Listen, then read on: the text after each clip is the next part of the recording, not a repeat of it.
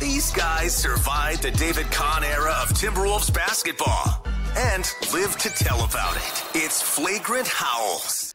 And Kyle is back. Must be nice, by the way, Kyle. He's back from Hawaii.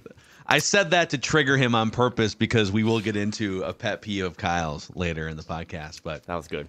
We got producer Ross, and before we get into any Timberwolves things, Kyle has like a week plus worth of Wolves takes built up.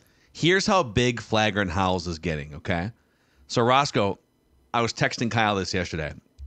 Took our dog Maya in for her annual vet exam yesterday at our local veterinarian. And by the way, today is the 2-year adoption anniversary for our little Maya Mackey. She's a West Coast dog that we brought to the Midwest. Not sure if she was going to like the winter. Loves the winter. And we get done and we've had the same vet for several years over like a couple different animals. And for the first time ever, he goes, "Hey, I want to ask you, so you do like sports media, right? Sports podcasting?" I was like, yeah. First time he's ever asked. So do you know Kyle Theige? And I was like, yeah, dude. Kyle and I are doing Flagrant House together. He's actually become one of my best friends over the last couple of years through this process. If you didn't know that, Kyle, I consider you a really good friend now. Yeah, updating LinkedIn as we speak. Yeah. And he goes, dude, I coached Kyle in high school soccer, his traveling team in high school soccer. Total douchebag, Kyle. No, he said everything great about you, loved you. Dr. Lloyd, great veterinarian, but it's a small world. Awesome veterinarian. It's a small world, and also at the same time, it's great to see Flagrant Howls making such an impact on the veterinarian community. Dr. John Lloyd he's a great vet, but he might have been an even better soccer player. Super fast. Got up and down. He was a winger on the side. But yeah, that's just another. I kind of had one of those too. I had a friend who is a OT down in Phoenix, and he texted me this morning that they have like a new resident. I don't know how any of that medical stuff works, but they have a new resident who's a big Wolves fan and is a fan of the pod. And it was all just coming full circle, and it's way too much for me to handle.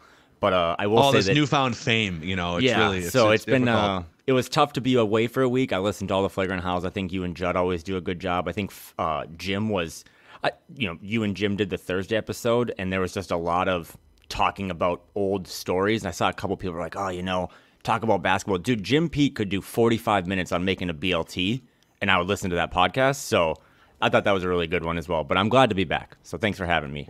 We're happy to have you back. Can we very quickly, as we continue the BS, I just want to relive your soccer career. How long did you play soccer? What location was this? The masses want to know. This is North Dakota, Grand Forks? Yeah, Grand Forks, North Dakota. There's 2 high schools in Grand Forks. There's the good one, Red River High School, and then there's the other one, Central High School. Red River was always pretty good at sports. We were good at soccer. Won a state title. I was solid. I did start my senior year. Again, just not the best. Like at anything else in life, I'm not really the best, but I was just good enough to get out there and set up all my other teammates, played midfield. And then I played a little bit in college. I like to tell people that don't know me, I have friends listening to this right now, I played soccer in college, full stop. Now, it was intramurals, but I don't have to give them that added thing. So I did play in I say the same with basketball. I was like, I played a little basketball at University of North Dakota.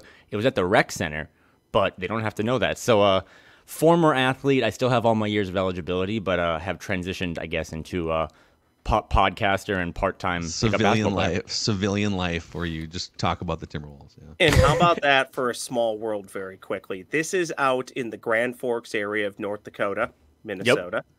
Yep. The vet, Phil, then leaves that area, winds up in Minneapolis, St. Paul, treating your animals.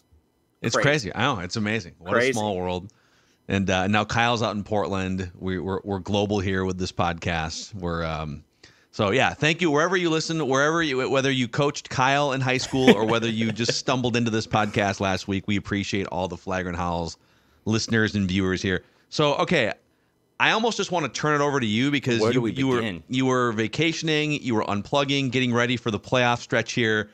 So the Wolves are 6-3 since the Karl-Anthony Towns injury basically was expected to write them off forever in the Western Conference. They were going to tumble mathematically out of the top 3, out of the playoff bracket entirely. That has not been the case. So I don't know. You tell me, like, what are you the most passionate about since you've been watching this team from afar over the last week and a half? Well, it was great because I was down in Hawaii and I got to hang out with my family. My mom's having some more health issues, so it was good to see them check in. My dad's birthday was last week. But I was looking at the schedule and I was like, okay, so what have I missed since we last talked? The Wolves beat the Jazz last Saturday, March 16th, pretty handily, good game. Then it was Monday, right, that Ant had the dunk. So Yeah. I haven't been on a pod since then. So if nothing else, would just like to confirm that dunk reverberated all throughout not only this podcast and this country, the mainland, but also, other islands. My dad and I probably watched the replay of that like it was a Pruder film 400 times. What a great dunk moment. To see a guy get possibly a concussion from a dunk was wild. So that was cool. Then they had the Nuggets loss, which I thought you guys did a good job of recapping last week. It was like the closest thing to a moral victory as you can have, the way they fought against Denver, really shorthanded, no Naz. And then the Cleveland win and the Golden State win. That Golden State win, just to kind of go to the last game, I had in my notes, like, Golden State played really hard. And they treated that like a playoff game, which is funny because they're a dynasty and they have all these Hall of Famers. But they definitely came into that game being like, this one means something to us. And to still lose it on their end, you kind of heard those emotions post-game. I mean, Steph and Steve Kerr weren't on the same page. Draymond sounded kind of defeated. I thought it wasn't the best win of the season, but they took Golden State's best punch and didn't even wobble. I mean, yeah, they weren't leading for, 3.5 quarters of the game, but once they turned the screws to Golden State, they just showed you that there's no concern if that was a potential playoff matchup. I don't think the Wolves have any concern whatsoever about Golden State. That was, let's stick on that game for a second because the Warriors came in more desperate than the Timberwolves. I mean, the Warriors are watching. The Rockets have now won 9 games in a row. Yeah. That's the hottest team in the NBA. They're back to 500, I believe, if not a game over. I can pull up the standings. And so right now, today, as we record this, the Rockets are a half game behind the Warriors for that final play-in spot. And I think the gap was a game and a half maybe when that ball tipped off. So the Warriors knew that. They know that they only have like 12 games left, and they're just clinging to. There's no way they can make it out of the play-in into the top 6. So they're just trying to stay alive in that 10 spot. So they came in. They're basically playing playoff lives on the line basketball inside Target Center. And they did a great job on Rudy Gobert early on. The Wolves turned the ball over 9 times in the first quarter. And so the Warriors came out and they were just like, haymaker, great defense, 3-pointers. Holy cow, they're up by 12 points early. And the Wolves took those punches. By the way, without Karl-Anthony Towns, their second best offensive player. I think Ant is their best offensive player. And they kind of just shook it off, weathered the storm in the second and third quarter, and then it was the Wolves who had the next gear, and the Warriors are unable to get to that same next gear that they used to have like 3 or 4 years ago. So, yeah, I mean, I feel like if those two teams do meet in the playoffs in the first round, and I think at this point it would take the Wolves having to get the number 1 seed to face like the 8 seed Warriors. But I was definitely a little over haughty 2 or 3 weeks ago, maybe a month ago, saying bring that team on. That's an instant sweep in the first round.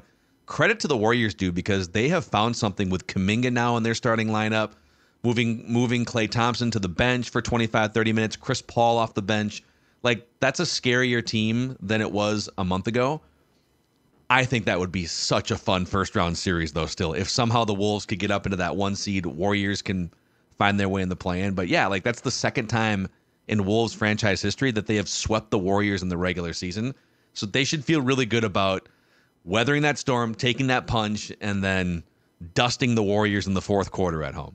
And when they played that back-to-back set earlier in the season with the whole Rudy Gobert choke thing, we talked on here about how it kind of felt like when the younger son or daughter is like a teenager and starts just beating dad in one-on-one. Yeah. And that's the Warriors, again, gave their best. They're like, hey, we're going to win this game to 11 in the driveway. This means something to us on this random Saturday or Sunday. And the kids still won. I think it was a tough pill to swallow for them. And I'm with you. I was a little concerned a couple weeks ago because they were cooking a little bit, feel like they found something. But that thing they found, right, playing a little smaller, like Kevon Looney was a DNP for them, and he's one of their best vets. Yeah. what worked for them in that hot stretch has no chance against the Timberwolves because you can't play small. Rudy was, I don't know what his box score was, but Rudy was dominant in that game again. It was like a +9 or a +10, and yeah, that's like this. Like the Clippers have tried to go small too, because that's the way they did it with a different lineup in the playoffs against the Jazz. It is not that you can't have some success with certain lineups or smaller lineups, like for stretches, but the idea that you can just go small and start Draymond at the 5. By the way, Draymond won the opening tip. Yeah, I know. That was crazy. I think he won it. He won the opening tip, and then he won another jump ball. He won later. one against Jaden too. Yeah. So it's like, okay, they're gonna win. He's gonna win the opening tip, and they're gonna clown Rudy in the first quarter. But give it 48 minutes, and Rudy Gobert's impact is not something you can just take away by going small, like in previous iterations of the Jazz.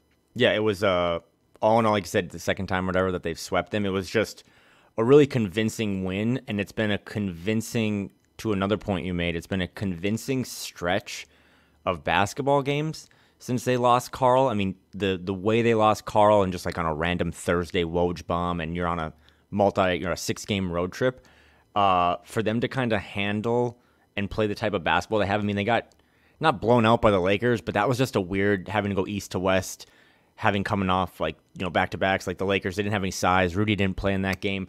But since Karl's went out, they haven't really looked worse for the wear. And I'm not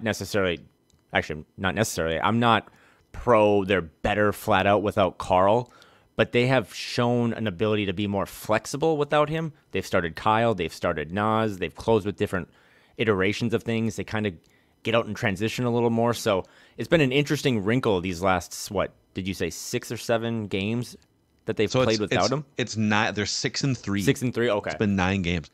Well, and to your point, I'm with you. I think in general, you don't just get better taking Karl-Anthony Towns off the court. But one thing that really has stood out, and Dane Moore had this tweet a day or two ago, talking to Chris Finch. I think this was after the Warriors game, and I don't have it in front of me, so I'm kind of paraphrasing, but the Wolves have shot 40 or more threes 9 times this season, and 4 of those 9 have come in the 9 games that Cat's been out. So they're actually taking more threes, and they've been a good percentage make team. They just haven't taken the volume of threes that some of the other teams have. They were 21 of 40 in that game against the Warriors, and you're not going to shoot 50%. I get it. Like, it's not a guarantee that you're going to make 20 of them if you shoot 40, but one of the things that stood out that Chris Finch said was Naz Reid, in the increased minutes and the increased role, has committed, and I am quoting here, he has committed to taking at least 8 threes a game.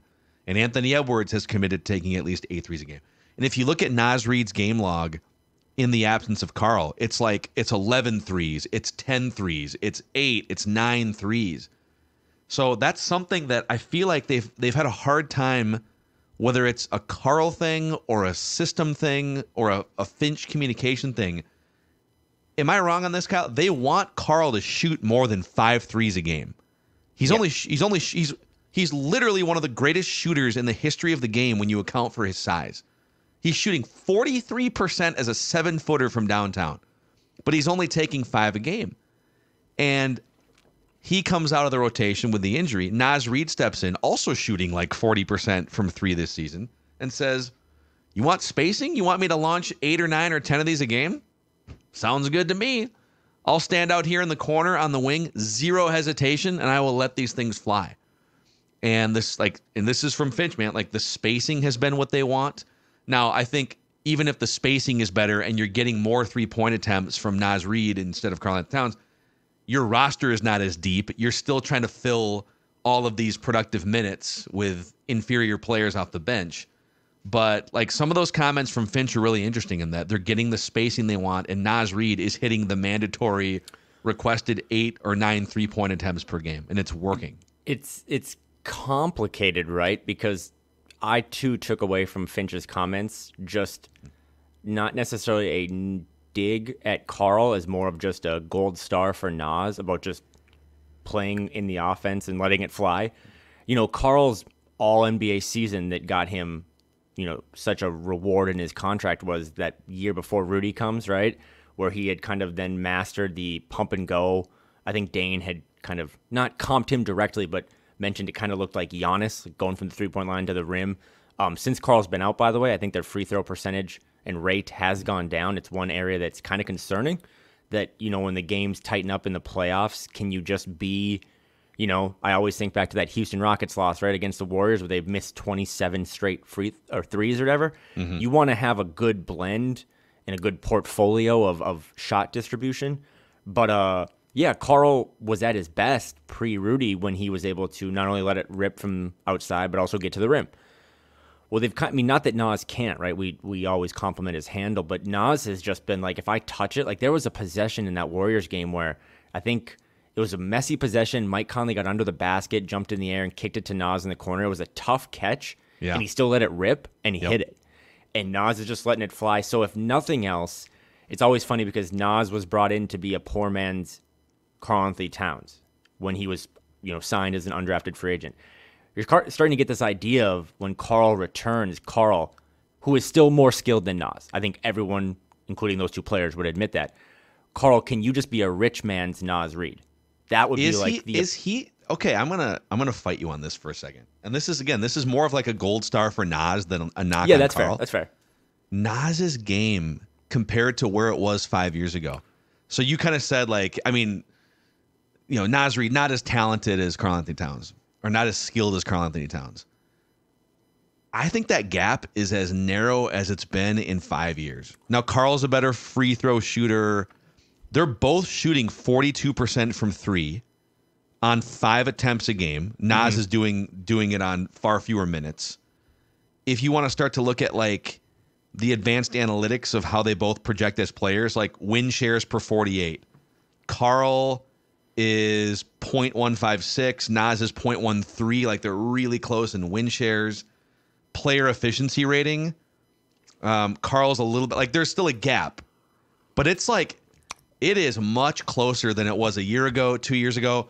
Even the lineup combos, Naz Reid can play with Rudy. He couldn't last year. The dude every year he just keeps stacking another thing. Even in the middle of the season, he just keeps getting better. His handle is better now than it was 2 years ago. It's insane. This is the perfect internet argument, right? Because I'm right and you're also right. But we're just going to get muddied up everyone's mentions. I still think Karl-Anthony Towns is a better basketball player than Naz Reid. But to your point, the gap has probably never been shorter. So that's kind of solidifies my idea of this all started with Karl-Anthony Towns and a poor man's Karl-Anthony Towns.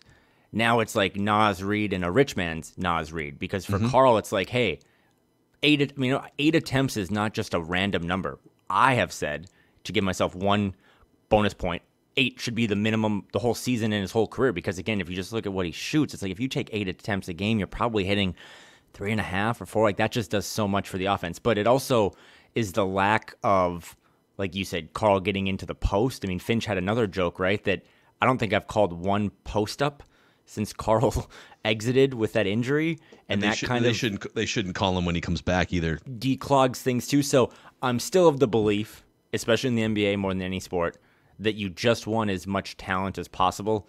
So I just don't believe, and maybe it'll pan out and I'll be wrong. Totally okay with that. But that the team is simply better without Karl, because even again when you promote Naz Naz and Karl too are also branching away from each other. If Karl is still very much, you would think, either a non-traditional center or a more traditional power forward in today's game. Yeah. Karl, and Naz is a wing. He's flat out just almost a small forward in the way he plays basketball. So they're not even really playing. The Naz minutes or the net rating with Naz at center still is really bad. But defensively, when he's out on the wing, he looks a lot better, and that's not Karl's strength. So it's nice to have all of them. And I think for the playoff run, if you're trying to go deep, you're going to need all of them because, again, it's that three-headed monster. But we're just doing a bunch of rambling when we should just say that Naz Reid, since either inserted into the starting lineup or being asked to take on more of a role without Karl, has basically checked every box. And it's been incredible to watch. And then, too, from just a fan standpoint, Naz Reid towel night and just seeing the love that they had for that guy. I remember asking him at Media Day, how much did the fan base... I asked him this, too, with, the young gravy cunts. How much did the fan base have to do with you re-signing? And I think it had to do a lot. I do think fans should be credited for Naz Reid sticking around here because he feels that love. And he went from, again, an undrafted player that was kind of a DNP bench development guy to, that might be the starting power forward of the future. So incredible stuff from him, and they definitely don't win a lot of these games. He's a Golden State killer. They don't win all these games without him, so credit to him, and I hope he stays in the starting lineup. Yeah, and you could. I'm looking at his 5 years in the NBA now too, as we continue this Naz Reid appreciation episode. I think that's what we're probably going to call this. And the scene at Target Center with the towels and the standing ovation, like, man. It was so cool. That was just really, really cool. And whoever got me a towel, I owe you one. But it's good for him. I mean, that's an awesome story too. Not to interrupt you, but he was a high prospect in high school. Like, he was up there with a lot of the other guys, and it didn't work. And I'm sure, someone will do a deep dive article, maybe someone in the newspaper or something. But it must have sucked to be like, I was this highly touted guy, and then I'm undrafted. Because you go undrafted, man, your career could be over any day. Yeah. And now he, is not only on a team and in a starting lineup, but he's getting paid really well. And I mean, he's a guy now that's part of the foundation of, like, you can't afford to lose Ant, you can't afford to lose Jaden, you can't afford to lose Naz Reid. Like, you want to retire that guy's number down the road. I actually I'm writing down another question I have for you. It's gonna be a controversial question, but if you look at his career arc since entering the league as an undrafted guy who impressed at summer league, basically demanded through his play a contract as a 20-year-old to where he is now at 24. There's a few things that really stand out. If you look at, like, his per 36 minutes, if minutes are all equal, per 36 minutes as a rookie, he was averaging 6 fouls per 36 minutes. Yep. It's down to 3 fouls. He was a foul machine even a year ago. He was like 5.5 fouls per 36 minutes. It's down to 3 now. His 3-point shooting was 33% as a rookie, 42% now as a fifth-year veteran. His free throw shooting was, 60 last year was 67%, up to 76% now. Just every step of the way this dude has grinded. So here's my controversial question for you. This is I'm sorry for this, but I have to ask this question. Okay. I'm going to ask you in 2 parts, actually. We'll start with part 1. The Wolves played the Nuggets in the playoffs last year without Jaden McDaniels and Naz Reid. They did have a healthy Karl-Anthony Towns, Rudy Gobert, etc. But they were missing those 2 key pieces, right? So if I gave you 2 choices, you can enter a playoff series, the entire playoffs. So the entire playoffs, you either get a healthy Karl-Anthony Towns and no Jaden, no Naz, or you get a healthy Jaden and Naz and no Karl-Anthony Towns. It's a little unfair because it's 2 players versus 1. I get it. Yeah, this is like a straight up fantasy football trade. I mean, I don't think it's that controversial. Again, listeners of this pod probably know who's more pro any player than others, but you got, in that scenario, you take Jaden and Naz. You take the 2 players. Yeah, you're deeper. Yep. And that's, again, I'm biased too, right? Because I mean, Jaden, since I went on vacation, has played really, really well. So thoughts and prayers to everyone who was just over him, because you took that L. But anyway, I would just rather have Jaden and Naz, because what Jaden can do on the perimeter, and then what Naz can kind of do on the perimeter, but also his shot creation. And again, right now in this small sample size, which is always something used to lower my enthusiasm, I'm trying to use it now to lower everyone else's. In this small sample size, Naz is basically giving you what Karl gave you. So if in that trade scenario, right, if the last 3 weeks, Naz as your running back has been awesome in fantasy, well, you're just getting a free Jaden McDaniels in that scenario. So yeah, it'll be interesting. I guess I had never thought about that when looking towards these playoffs and stuff, that like Jaden and Naz only have 1 playoff series of experience. Yeah. I'm sure everyone listening to this is like, yeah, no bleep, Sherlock, but they played in that first Grizzlies series, and then neither got to play against Denver. So while Ant is embarking on his 3rd playoff series, Jaden and Naz have 5 games of playoff experience. So yeah, that was a great question, because it also made me think. So, but it's kind of like, of course you're going to take, we're talking about 3 really good players. If I can get 2 really good players instead of 1, I'm deeper, whatever. Well, now comes part 2. You get the entire playoff run, and you have to choose either Karl-Anthony Towns, but you don't get Naz Reid for the entire playoffs, or you get Naz Reid, but no Karl-Anthony Towns for the entire playoffs. You've really been holding out on that. This is like when you come back from vacation. It's like, oh, I have 160 unread emails. I am going to lean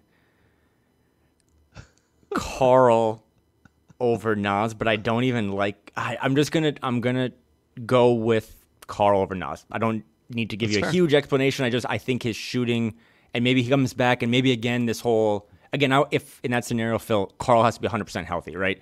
I thought Dane and Jace Frederick did a good job yesterday talking about, if this is a knee issue, not only is his cardio going to be weird when he comes back, but like he won't have done leg day, like he won't have the lower body strength. So if you told me Karl and Naz, he's going to be jacked up top, like he's never like seen the big legs. lobster from SpongeBob.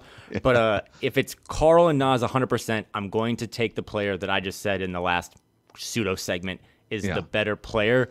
But if you want to say Naz and make a case for it, I don't think you're going to be wrong. I will just say in general, to pull myself out of this Minnesota sports tornado, it would actually be kind of cool if they had them all, right? It would be cool if for they had sure. all these agreed. I think I agree with that. By the way, I agree with everything you said about like Karl is a better player, just 1-for-1 comparison than Naz. The gap is more narrow than it's ever been. And in a perfect world, they've got both these guys under contract. There's room for both to be playing 25. I can make a case that I'd like to see Naz's minutes go up from like the 22, 23 a game with Karl to maybe take a little bit from Karl and put some more on Naz. I would take Naz, and it's more of a gut feel. I just feel like the energy he brings, the positive energy he brings, the quick, decisive nature of his passing, of his shooting.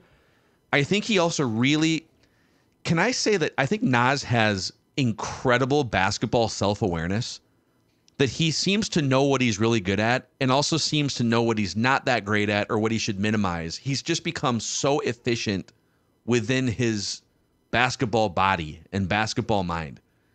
Like we went over a couple weeks ago, the Howls and Growls Jake Painting YouTube video where he lays out, man, when Karl leans into the stuff he's great at, which is catch and shoot threes and being the roll man in pick and roll, he's unstoppable, right? But then there's these other instances where when he's a post-up player or when he's dribble driving, the turnover rate spikes and the assist rate goes down. And you can sort of see that objectively, but I feel like Karl fights those trends rather than just like leaning into the things that he's really good at and minimizing the things that he's not. He kind of like fights the things that he's not that great at to prove that he can do those things. And I don't feel that same fight or struggle with Naz Reid. So it's like my long answer is I agree. Karl is a better player right now than Naz. But in a lot of ways, I feel like Naz is a better fit for some of the things the Wolves are trying to do. If you can get them both healthy and in the rotation and playing 25 to 35 minutes a game, bring on anybody in the Western Conference. I'm excited to see. The timeline is going to be interesting because you're kind of looking at like this 4 to 6 week push up against the first round. Do you shoehorn Cat back in sort of rusty, not in full 100% basketball shape as you're going into a playoff series against the Suns or against the Lakers or somebody? Or do you wait? Is he on your active roster, but he sits just to kind of feel out how the series is going? How they bring him back is going to be so interesting in the next 3 to 4 weeks, Kyle. And that's a great case, and you probably won it. My thing comes back to there is a chance that Naz Reid, who has gotten better every year statistically, in his bag, whatever, he has just gotten better every year, that this is who Naz Reid is, right? Like there's a chance that he's shooting 42% from three this year on 5 attempts. Yeah. He's a career 37% shooter from three, but he's shooting 42%. If that's just who he is, if he's just a 42% three-point shooter, then you go with it, right? But it's a little bit of that mystery box versus boat Family Guy analogy where it's like Karl is a 40% three-point shooter his whole career, and he's shooting 42% this year. So would you rather trust the guy in the playoffs that has just all – I mean, again, to me, I'm constantly worried about the spacing on this team because Kyle Anderson does play, because Rudy plays. Real quick, did you see when the Wolves had, for a few different stretches against the Warriors, they had the Gobert, Kyle Anderson, and Ant would be out there too usually, but they had Gobert and Kyle Anderson on the court at the same time. And the Warriors, like they didn't get called for illegal defense because they were doing enough checking back in, but they just like didn't guard 2/5 of the Wolves players on offense. They would instantly double Anthony Edwards. Gobert would just be like wide open somewhere, and Kyle Anderson would be wide open somewhere. There was like a weird possession where going like left to right on your screen, I think Ant gets into the paint, Rudy is under the basket, Kyle's on the baseline, and then Nikhil is in the corner, like an Orion's belt of Nikhil, Kyle, and Rudy. And Ant throws the pass to Kyle, who then is like feet on the baseline, turns and just pivots and throws it to Nikhil, who hits a three. Nikhil Alexander-Walker has been just amazing all season. But that was like one of the weirdest. This worked, but the spacing definitely should not have looked like this type play. Right. Yeah. But yeah, for the most part, the spacing's been really good. And again, it all is much. This is the Naz Reid appreciation podcast, but the biggest thing for Naz has just been his ability to stretch the floor. Everything else he does, his demeanor, his the Iowa Wolves mentality, right, of either dribble, like get the ball and make a decision right away, or just get off of it. You see Jordan McLaughlin with that same thing. These guys that got those lessons taught to them when they were playing with Iowa. But that would be the biggest thing for when Karl comes back. Is the biggest difference between Karl-Anthony Towns and Naz Reid is their decision making and the time it takes to make those decisions. I think Naz did have like 5 turnovers the other night. But at least he's making quick decisions. When Karl comes back, in order to make a long run, you need all these guys. I would hope that Karl can make quicker decisions and just, again, be a rich man's version of Naz Reid. Because if they have all 3 of those guys and can interchange them, and you mix in Kyle Anderson a little bit, they're going to be such a tough out in the playoffs. Yes. Okay, we're going to do a couple things here after we shut out a friend or two of the show. Some Timberwolves stat porn. It's been a few weeks since we've done Timberwolves stat porn, and there will be some more Naz Reid in here as we continue Naz Reid Appreciation Day here on Flagrant Howls. And then Kyle's question or conundrum of the week. Oh, God. Kyle's complaint of the week. We'll get to that. A shout out to our friends at First Equity Mortgage. David over at First Equity Mortgage helped me with a refinance about 7 or 8 years ago. I had a great experience. First Equity has been in the Twin Cities for 24 years. They pride themselves on supporting the community, treating every customer as a friend and neighbor. And David is a 20-year Wolves and Lynx season ticket holder, so he's definitely one of us. Not to mention, First Equity, they have a great reputation in the community, but they also offer programs for veterans and for new home buyers if you qualify. So check them out at femort.com. They've been a great friend of the show, femort.com, or go to scorenorth.com, keyword David. Also, it's spring cleaning season here. I don't know. You're out in the Pacific Northwest. It just dumped like 2 days of snow on us here. Oh, no. Blizzard season here. I think this is the last one, knock on wood, until next winter. But you're probably tracking in mud and just grime now. Zero Res is here to help you guys. A 4.9 rating on Google with 17,000 reviews, which is pretty incredible. And if you call Zero Res today and ask for the SKOR North special, you can get 3 rooms Zero Resified starting at just $129. And this month, take $75 off when you get your Air Ducts Zero Res clean. That's 952 Zero Res or ZeroResMinnesota.com. Say you want the SKOR North special. Spell it forward or backwards, it spells the same. Zero Res. There we go. I have a bunch of topics, too, that we can go through. I'll defer to you because you're more organized, but there's a couple quick laundry issues or housekeeping I'd like to speaking of housekeeping and cleaning that I'd like to go through. Okay, let's do stat porn, house cleaning, and then Kyle's complaint of the week, question of the week, okay? We love ourselves some lineup combinations. It's been several weeks since we've done lineup combinations on this show.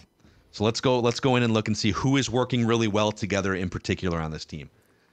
3-man lineup combinations. Can you guess the best Timberwolves 3-man lineup combination according to net points per 100 possessions?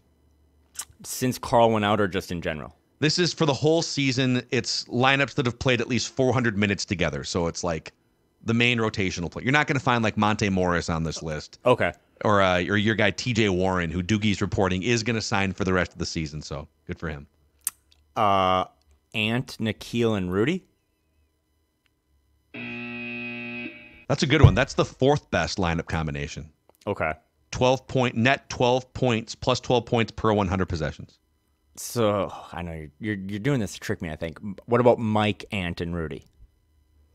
That's the 6th best combination, Oh, I'm plus not even 11. close. These are all great though. Like it's a plus 11 per 100 possessions. Okay. They're Okay, all well, lineups of death, dude. Like what about Ant, Naz, and Rudy? That's my final guess. Okay, there we go. by a mile. That lineup, that 3-man combination, Ant, Naz, and Rudy on the court at the same time, is a plus 22 points per 100 possessions. The second best is plus 13 per 100 possessions, which is still very good. And that's Kyle Anderson, Anthony Edwards, Rudy Gobert. And then the third best one is Kyle Anderson, Anthony Edwards, Naz Reid. So Ant is a part of, and by the way, if you keep going, Ant is a part of the 4th, 5th, 6th, 7th. Ant is a part of the top 7 lineup combinations. Ant, Micah, Nori, and Crunch is like still 12. How about Micah Nori? Did you see that? Micah Nori essentially like skipped out on the coaches meeting portion of the timeout at the end of the Warriors game, went right to the Wolves player huddle and said, hey guys, here's the play the Warriors are going to run right now to try and tie this up. He draws up the Warriors play that the Warriors are going to run, and the Wolves defended it perfectly. So Micah Nori is going to be a head coach in like 2 years. Yeah, I was just going to say, last time I checked, this podcast was ranking in the top 40 of all basketball podcasts. So I have no comment on that. Ross cut that, much like Grady. I don't need anyone else to know outside of our little lifestyle podcast community that Micah Nori is an awesome head coach candidate and is likely going to be on 5 or 6 different interviews this summer because he is just vital to what they're doing behind the scenes and is definitely not a 1A, 1B. Chris Finch still runs this organization, this operation, but to have a vice president like Micah Nori, he is so smart, so charismatic. His time will come, and no one deserves it more than him. Also, speaking of Grady, he's calling his first TNT game. That was one of my topics tonight. I'm happy, right? Or tomorrow night? Happy for Michael Grady, friend of the show. He deserves the biggest platform, but I don't want to lose him. Mavs and Kings, the late slot on TNT tonight. He did. I think you talked about this with Jim.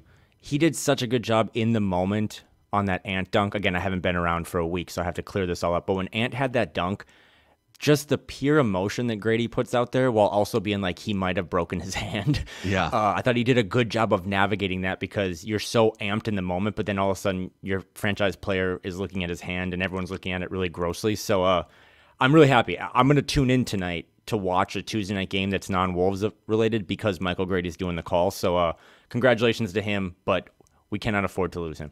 Yeah, I almost hope he like flubs a big call so that they don't call him again. I don't mean that, Grady. I root for Grady. I just want Grady to be the Timberwolves guy. So okay, I got 2 more stat porn things for you. There's one more lineup combination. Let's go 2-man lineup combination. So 2-man pairings. I'm going to give you 3 strikes to guess the 5 top 2-man pairings on the entire season for the Timberwolves. Okay, Ant and Naz. Ant and Naz is number 3. Plus 12 per 100 possessions.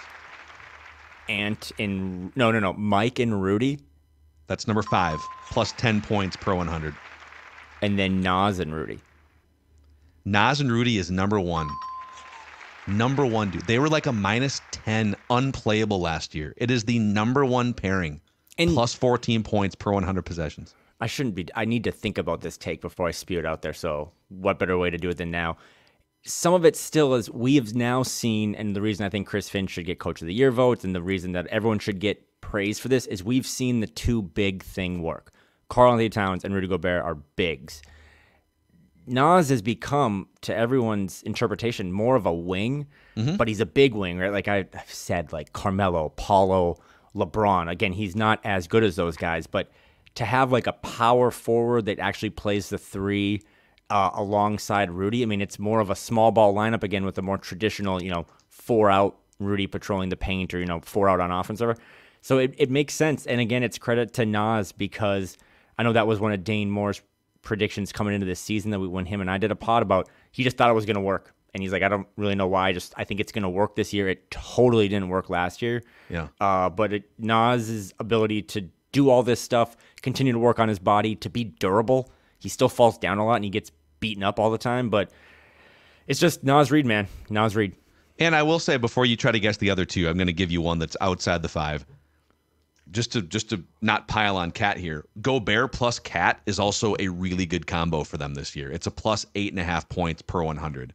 And it's not quite as good as the Naz Reid Gobert pairing, but that pairing is also working. And you'd have to look at the numbers here, but Carl, I still think if you're choosing categories, like who would you rather have for defense, I do think Karl has played better defense this year than Naz, but Naz's improvement on the defensive end has been larger. But yeah, Karl, before he went out with that injury, I mean, I know the defense has slipped a little bit in terms of like net rating or all that stuff, But before Karl's injury, I mean, they were at 1 with a bullet for most of the season, and a lot of that is because of the Karl-Rudy thing working. Rudy was out for that Lakers game and a couple other games that affected their defensive rating. But all in all, again, these are just all wonderful things to start throwing out there for a team that, as I look around the league and the Clippers and the Warriors and the Mavericks, like all these teams that they don't know what their identity is at game 71, the Wolves' identity is we're going to be big and we're going to play defense, and the rest will settle itself out. And that's great to kind of be hitting your stride towards the end of March. So you've nailed 3 of the 5. You've nailed number 1, 3, and 5. Gobert and Naz Reid is number 1. Ant and Naz Reid is number 3. Conley and Gobert is number 5. You're on a roll here. Can you guess the other 2? I don't think any of these are going to have Jaden in them, but I'm going to say Mike and Ant. Mike and Ant is not in the top 5. It's a plus 8 per 100 possessions, but it's not in the top 5. Is it Nikhil and Rudy? That's my final guess. Okay. That's number 2. Let's see. What's Nikhil number 4? and Rudy is a plus 12.5. I mean, you get 2 more strikes. You can get number 4. Running out of combos. Josh Minot and anyone? No. Ant and Nikhil? That's a plus 8 per 100. I'll give you a hint. It's the most commonly paired pairing. The most minutes played together of any pairing. Oh God. Ant and Jaden? It's a good guess, but it's incorrect. It's Ant and Rudy. Oh, I thought I guessed that. Okay, that's fair. Ant and Rudy, a plus 11 per 100 possessions. So this has nothing to do with what you were talking about, but there was also that possession where Ant had a pass to Rudy for a dunk that kind of split the paint. It was a weird kind of, I think maybe Dane Moore tweeted this one out, but it was this weird pass that looked totally awkward, but it just highlighted again that Ant's playmaking. That's another thing that we didn't have time to talk about today, but since Karl went out, I just think Ant's playmaking has been incredible. He's figuring out the chess game, right? You can see him doing the calculus on, okay, they're doubling me. Where's the rotation going to? And boom, skip past corner 3, right? Like, or corner pocket, as our guy Grady would say. That's another good time for me to interject with a note I had. So I was catching up on all these podcasts. We've talked about before that Rudy Gobert was on Austin Rivers' podcast a couple months ago, and it was a really eye-opening conversation and makes you kind of be, if you weren't already a Rudy Gobert fan, it was really cool. Rudy Gobert was really transparent and open. You should go listen to that from a couple months ago. But while I was on vacation, Phil, I also listened to the Bill Simmons podcast. He had Austin Rivers on, and Austin talked about some of that stuff about at 22, like Ant, or when Austin was playing him at 21 years old, Ant doesn't even know what he doesn't know yet. And I think the playmaking is one of those things. It's like he wants to be the best at all this stuff, but there's things he doesn't even know yet what to do or their importance. But that was a really good, I mean, they went deep on the Timberwolves. Russillo and Simmons did as well, talking about like what franchises in the West would you rather have for the next 6 years, like through the rest of the 2020s? And they both had the Wolves at like 3rd. Which is kind of absurd, right? Because the teams they picked were like Denver, who is awesome, but then they picked all the teams that have all the picks. Minnesota doesn't have all those City's picks. Probably still in that 3, right? Yeah, but I think Russillo was like, man, I would rather just take Ant and the talent they have and don't worry about the picks. So it's been a Naz, Jaden. good couple weeks for propaganda for the Minnesota Timberwolves. And it just all kind of revolves around this 22-year-old kid who every year, much like Naz Reid, has just gotten better and better. And now his playmaking is so dangerous that that's part of the spacing too. It leaves everyone else as a threat when Ant has the ball because they know that in a double team situation, it's a 4-on-3. Yes. Okay, one more Wolves stat porn thing for you. This, I would say, one of the first flags we planted in the ground almost 2 years ago when we launched Flagrant Howls was that this is a pro Jordan McLaughlin podcast. And we played the lineup combination game, and like at the time, at the beginning of the first season of Rudy, J-Mac was showing up in all of the different top lineup combinations, even though he never really stuffed the box score. He was the ultimate organizer, the ultimate tempo setter. He knew how to get the Wolves in the right sets, right? He's kind of back. He is, and he's playing some fairly significant minutes, especially with the extra rotation slot open. I mean, they can't really make up for a 7-foot unicorn being out, so they're kind of going smaller. Like there's lineups where you'll have like Monte Morris, Jordan McLaughlin, Anthony Edwards on the court at the same time. Mm-hmm. So Jordan McLaughlin, who at the end of last season, regular season and playoffs, teams were literally leaving wide open for 3 like you would Rudy Gobert. Yeah, they just sagged off of a 6-foot point guard saying, all right, dude, take a shot. And he couldn't make anything. He's shooting 49% from 3-point range this year. And if you want to get into the analytics, the win shares, he is second on the team among qualified players in win shares per 48 minutes behind Rudy Gobert. Now I'm not putting him in the volume category of like 30-35 minutes like a Rudy Gobert.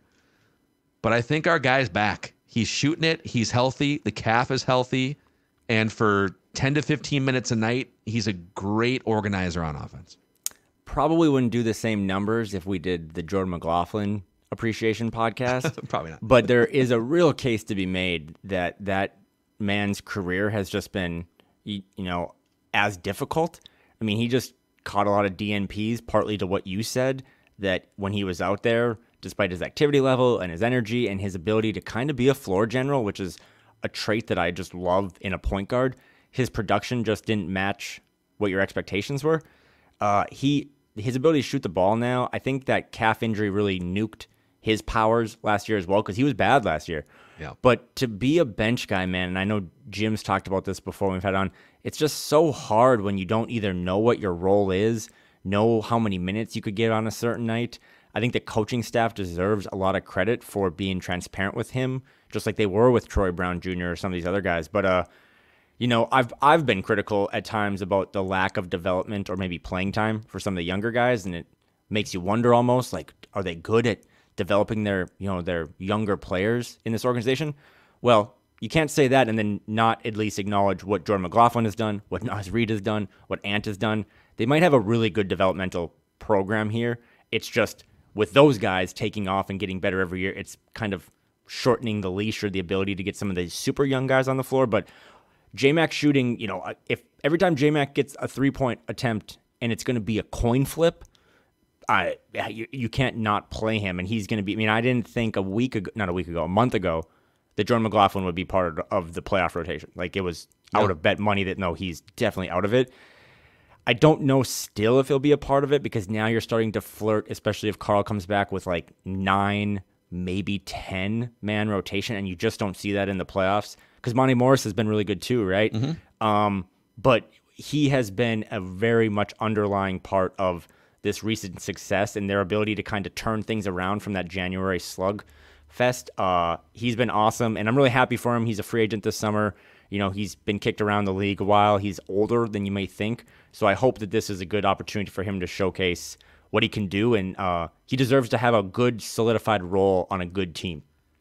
Yeah, he's you're right. I think if he didn't step in and start hitting 3-pointers at age 27, where does his career turn to Europe at some point in the next couple of years? But he is a bona fide, I don't think he's a starting point guard anywhere unless it's like a bad rebuilding team, but he's like a bona fide backup 15 to 20 minute, kind of spark the offense, knock down some threes. He's definitely back in it. So there's your Timberwolves stat porn here. So we got like 10 minutes left on the podcast. If you've got some other Timberwolves laundry that you want to air out here, you're welcome to. I think it was 2 weeks ago when we were on here. There's been so many different stories and reporting. Just for all the things that we've gotten wrong, most notably calling Denver Purdue, which, by the way, Purdue is actually pretty good this March Madness. But it's still early in the tournament. I mean, Sweet 16's fine, but that's fair. They didn't lose their 1-16 matchup. But I will say that we were 2 weeks ago. I just said, hey, I'm not really concerned about the ownership thing, and then the ownership thing kind of went through. I continue to believe that it'll get through the approval process, and we'll have more news on that later. But that's a big thing, because all of the stuff we're talking about, the way I look at sports, doesn't really matter if the ownership stuff is messy or fractioned or whatever. And I think the new ownership group with Mark Lore and Alex Rodriguez will continue to move forward. That'll be great for this team and for this organization. It'll usher in, I think, more former, random Wolves of the week to come back and be integrated into this thing. Most notably, do you think KG will be at a playoff game? I mean, this is just my 2 cents on this, but I don't think if the ownership thing were to get approved in mid-April, it would be like official. I don't think you're going to see like a jersey retirement this season. I think that they want to plan that and have a long runway to do it properly. And you don't typically see that type of stuff tied into a playoff game. But I do think he will be around the organization more once the new ownership comes in. Again, we've talked about greasing the wheels. So that was one. And then just again, Jane McDaniels has been a lot better. I don't know what else to say. I don't know if you talked about it much, but he had 26 points against Denver in that loss. 15 points. He isn't fouling as much. Just happy for a guy that I think some people had, and you know what, maybe rightfully so, but it's still making, 269th most money in the league. He is a very, very valuable contributor to a team and will probably get a lot of votes as one of the top 10 defenders in the league once the regular season is done. Yeah, his job is very narrow focused for the next 2 or 3 months. And yes, I said 2 or 3 months because they could still be playing. I don't know if I'm going to have enough PTO to be, speaking of vacation, to be following this team to the finals, but I'll just quit my job. It's fine. But like, his job is to just clamp down on, if they play the Suns in the first round, all right, dude, go clamp Kevin Durant. Go clamp Devin Booker. If they play the Mavericks in the first round, plenty of guys on that offense, starting with Luka, to clamp. Like, maybe grab a couple rebounds once in a while. But the Wolves, and hit a corner three, like they're going to need him to score like 9 or 12 points, go 3 for 6 from downtown in some of these games, and just make life hell on, the isolation scores. So we'll see what happens here. All right, what's Kyle's question or complaint of the week before we wrap this podcast? This is probably everyone's just absolute favorite part. No, it felt good. I appreciate you and everyone else and Dane giving me some time off to go hang out with my family. It was a good recharge before. I know you and I and Dane and I have a lot of. It must be nice. We have a lot of content planned for this playoff run. I'm going to be back in Minneapolis a lot in April, May, and hopefully June. But just, there's so many things in society we need to clean up and fix, and I hope everyone is doing okay out there with their mental health. But when it comes to the saying of "it must be nice," it would be wonderful to get rid of that out of our vocabulary, because I don't even know what I'm allowed to say on here, but you just come off like such a douche to tell someone, if you're like, hey, I'm going on vacation next week, and like, it must be nice.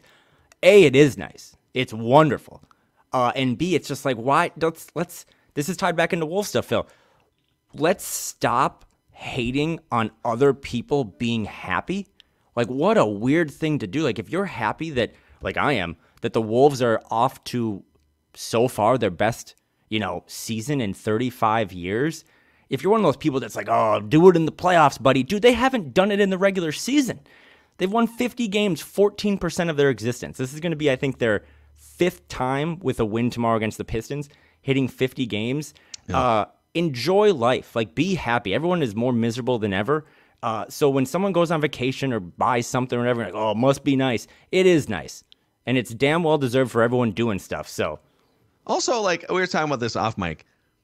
Just because you get to go on a vacation somewhere and you're in Hawaii and on the surface it is nice, doesn't mean that you're all like, why would you say it must be nice to someone? You don't know. Maybe they've got something horrible going on in their lives. They've got a parent going to Mayo Clinic or whatever it is. I think people just need to just calm down on your little snarky comments. And guess what? Normally when you say it must be nice, you look like a loser, and it is actually nice. Like, it is. If you want full transparency, it was wonderful. Look at this. I look like a nice, just chocolate chip cookie. It was wonderful. There's some rumors going around on the internet that I want to just kind of get out in front of right now. Phil, you saw this on Instagram. Yeah, I did shoot a 77 in Kauai. Dude. Broke 80 for the first time, okay? Wow. It was nice. Shattered 80. Shattered 80. Also, bleeped my pants on the back 9. Went do you like add double it up bogey. As you go? Oh, my God, yeah. We were, like, my dad and I were on top of it. It got to be about the 14th hole when we started to do, like, the perfect game for a pitcher. We're like, let's not talk about it. Yeah. I was tracking, and then I put one in the water. There's a lot of wild nene, which are geese. A lot of geese droppings all over the course. So had a couple tough lies. Damn near choked. You don't get to move you can move your ball out of standing water. You can't move your ball out of standing goose poop. Nope. I was going mulligan free. It was the best round ever. I don't want to golf anymore because I kind of have hit the mountaintop. The mountaintop being 77. It's not like I'm ever going to break par, but it was a good moment for me. So I enjoyed vacation. I'm recharged, but I'm more excited. I texted you this on like Sunday night. I'm really excited to do all this content over these next 11 games, and the playoffs we're going to be doing a lot both on here and with Dane too for the playoffs. So if you missed me, if you're one of the 7 people that did, I'm back, and there's going to be a lot of podcasts moving forward. The golfing thing's funny because the first time, I've never broken 80 before. The first time I broke 90, I was trying to break 90 for like the first 15 years of being a golfer. I started golfing when I was like 15 or 16. I think I was in my late 20s or early 30s when I finally broke 90. And but I remember the time before I broke 90, I knew I was kind of on a roll for my own standards. We were playing Keller, which hosted out in like not Woodbury, Maplewood, I want to say, somewhere out there off like 61. And that golf course hosted a PGA championship in like the 1940s. That's like way too short now to be an actual like PGA course. But I remember I knew I was like, obviously I'm tallying the scores, but I'm not like adding up where I'm at. But it felt like, oh man, this is pretty good around here. And so my buddies and I, we finally get to the 18th tee box, and they knew that I had never broken 90. And my buddy Chris Long, who works at Channel 5 in the Twin Cities, he's like, "Do you want to know? You want to know where you're at?" And I was like, "Okay, tell me." He goes, "You just need double bogey or better on the 18th par 4, and you break 90 for the first time." And with that information in my head, I duff my drive off the tee, like literally just like a dribbler past, the junior and the women's tees. And then I hit my next shot into the fairway bunker lip. So now I'm like hitting my fourth shot from 150 yards away. The pressure of trying to break 90, the pressure of trying to break 80, whatever your personal, it's a type of sports pressure that anyone, whether you're Tiger Woods or Kyle Theige or Phil Mackey or somewhere in between, that's the beauty of golf. Everyone feels pressure based on where you're at. By the way, I triple bogeyed and did not. I was gonna say I was coming into the last 3 holes, and my dad's like, as long as you don't basically double bogey everything. Well, I bogeyed this par 3, and then I double bogeyed 17, and like, again, it is apples to hand grenades of what I must have felt on the 18th tee versus what Naz Reid must feel at the free throw line. Up 1 with 4 seconds, or even March Madness right now with all these kids shooting 1-and-1, double bonus type things. But it felt cool to be in a moment. I think about this with bowling too. Like if you get 3 strikes in a row to start your round, you're like, a turkey, right? Am I gonna bowl a 300? I mean, I've then followed up with like 10 straight gutter balls, so I will very well probably go shoot a 95 this weekend. But it just gave you an insight to what goes on in a high pressure situation, rather be playing video games, changing a diaper, or trying to break 80. But I did it. I'm proud of myself. I'm going to take a break from golf and focus solely on the Timberwolves now. And I appreciate everyone that held the fort down while I was gone. So I hope we can get Jim back on Thursday and I think he's back. Yep. Close this out. It did speed up on me, Phil. All of a sudden, it's like 11 games. Like we're like, whole quarter of the season left. No, it's a sprint happening now. It's not a marathon. It's and a they're sprint. 5 games clear of the Clippers. Like they're in the top 3 seeds, and now it's just a matter of how high can they got 2 games against Denver coming up. So it's gonna be wild here the next few months. So buckle up, Flagrant Howls. If you haven't already, please give us a 5-star rating and a positive review on Apple and Spotify so we can keep spreading the word of this podcast. And on the SKOR North YouTube channel, if you could click the like button and the subscribe button on this episode, you can help us do the same thing on the YouTube front. He's Kyle. I'm Phil. For producer Ross, this is a Timberwolves lifestyle podcast.